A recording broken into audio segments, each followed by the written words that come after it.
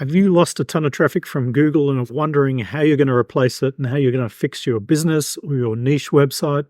Well, this video, I'm going to show you exactly what I've been doing this year to bring my traffic back and, more importantly, bring my income back, which is, of course, what we're all focused on because the last year has been horrendous.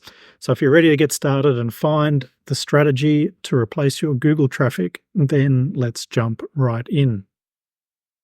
If your chart looks like this on Google, whether it's Google Analytics or Search Console, this is my main website, which I built up in just 1 year to 150,000 views. I was extremely good at SEO, and I still am, but Google doesn't believe me anymore. And so if you've got the same kind of results, which is of no fault of your own and have just been crushed by Google, I went from 150,000 down to 2,500 as of this month in October 2024. So in 12 months, although I lost most of the traffic in the first few months in September last year, it's just been declining and declining and declining. So I decided, instead of focusing on Google and instead of trying to do what Google says, and Google doesn't do what they say, they just do whatever they like, so there's no point listening to them anymore. And I decided to pursue a bunch of other avenues because, like everybody else in the industry, we've all been crushed. You can see a few other more famous people here on Twitter who've had similar kinds of things happen. You can see Mads here, and actually the chart just shows where the drop-off began, doesn't show us the further history of that, but same thing.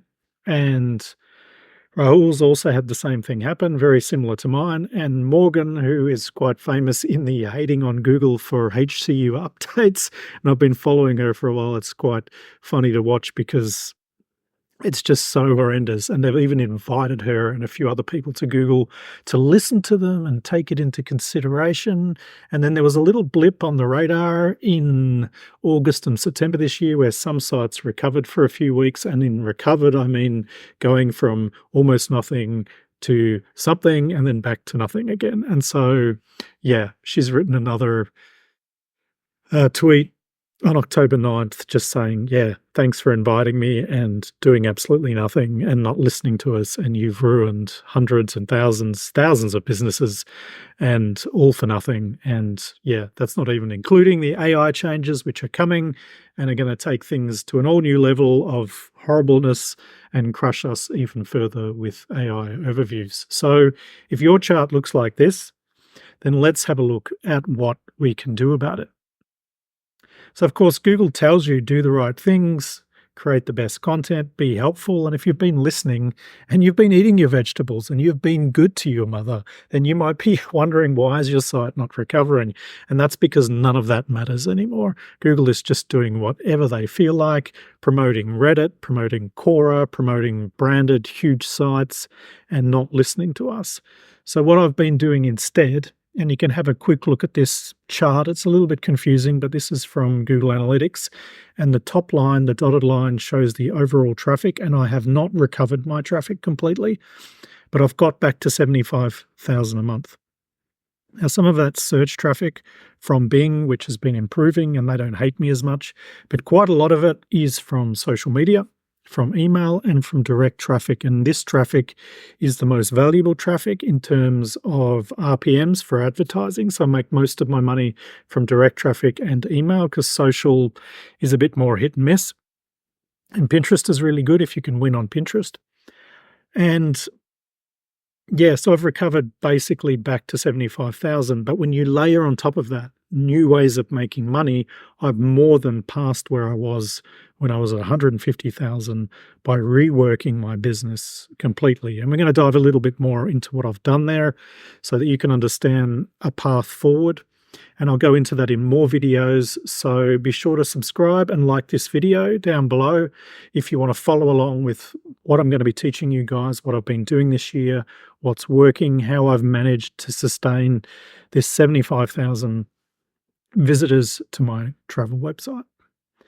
So the first thing I did was attack social media. I've always been very good at Pinterest, so I followed up on that. It hasn't worked out that well for me, so it's been a side thing that my assistant's helping me with. I've gone nearly triple on my Pinterest traffic, but it isn't and wasn't as good as my Facebook traffic. So I did a whole bunch of courses, which I'll share with you guys as well in the next few videos, and learned how to create Facebook pages and create a ton of traffic from Facebook. And I've also got a Facebook group, which I sort of work in conjunction with that. And then on top of that, I lay it on an email list, because you shouldn't just rely on social media. You want to own your audience. So I started building a really big email list, and also putting on top of that ads, even just a small amount of money each month to accelerate my email list, because I was making money from getting to know people in my email list. So it's really good. You can have really close contact with people and share a lot of really good information with them. And it's the best way to get trust. And then, of course, I sell things on top of that. And the people then learn about my website on social or more on email, and then they come back. So once they've found and trusted me, even if they're not buying anything, they come back with direct traffic. And if you don't know what direct traffic is, if you look in your analytics, that's just where people type in your website and go straight there without searching for it, without going from social media. They don't click anything to get there. They just go straight to it. And direct traffic has also been on the increase this year for me, because people are getting to know my business, me as a brand, and the resources that I'm providing. And that's one of the huge benefits of doing this kind of thing, instead of just standing back from your website and just pummeling it with content and not becoming a trusted authority in whatever niche you're in. You don't get to know people, you don't get to sell as much, and you don't get trusted as much. And so you miss out on a lot of this traffic. So that's a really good side benefit, indirectly, to get direct traffic. And then on top of that, I layered on new sources of income. So instead of just saying, okay, I'm doing ads and I'm doing affiliate, which really relies on volume, which was great when I was getting 150,000 visitors. But when I dropped, of course, these things dropped very fast. Whereas when you layer on other more direct methods of sale to your email list, and I must say I mainly sell through my email list. I don't think too many people buy directly from my website, because they haven't developed the trust. So that you really need the email to get the sales. And with the email, I can also push out sales emails on my guides, and then I just do huge amounts of sales in a given month, sometimes thousands of dollars just on ebooks, because I have a huge list and you can sell to them directly because they really trust you. They're really interested in the topic and they feel compelled to buy. So do not neglect email. And then on top of that, I've been doing some one-to-one consults, which is not super scalable, but it's a good way to get some cash. And that's been sort of adding up also to about $1,000 a month, especially over the summer months. And then on top of that, I've been doing partnerships for more affiliate sales, but more direct partnerships, and sometimes some ads in my emails, direct ads. That's a lot harder work, but it's something you can also look at. So there's a ton of options out there. There's a lot of ways to improve your website, whether you're an e-commerce business, a niche marketer, or just a general website. There's so many things you can do, and we're going to jump into that in the coming months, because I'm going to start focusing on teaching you guys all of these things.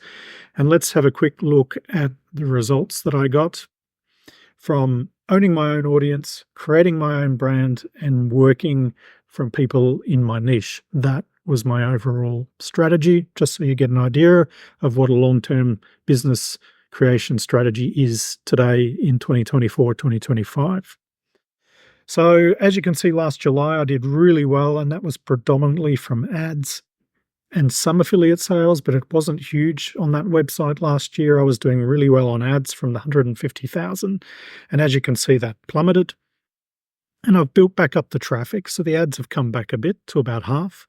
But on top of that, I've gone on to layer on other affiliate sales, consults, ebooks, and as you can see, the business is growing and growing and growing, and it peaked in about July and August, and it's trailed off a bit since then because, of course, that's the summer months in travel, and that's just the way things are. But I expect the peaks next year to be even higher because my email list has grown to 10,000, and I'm getting more and more and more visitors from social media and from my group and my page, and even from Pinterest. It's still growing, even though it's not huge.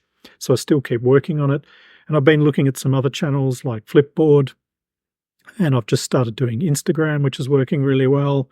So I expect all of these things to grow, and you can follow along with me. So again, subscribe down below and give it a like if you enjoyed this video and you want to follow me on this journey to getting more traffic and more money and recovering your business in 2024 and 2025.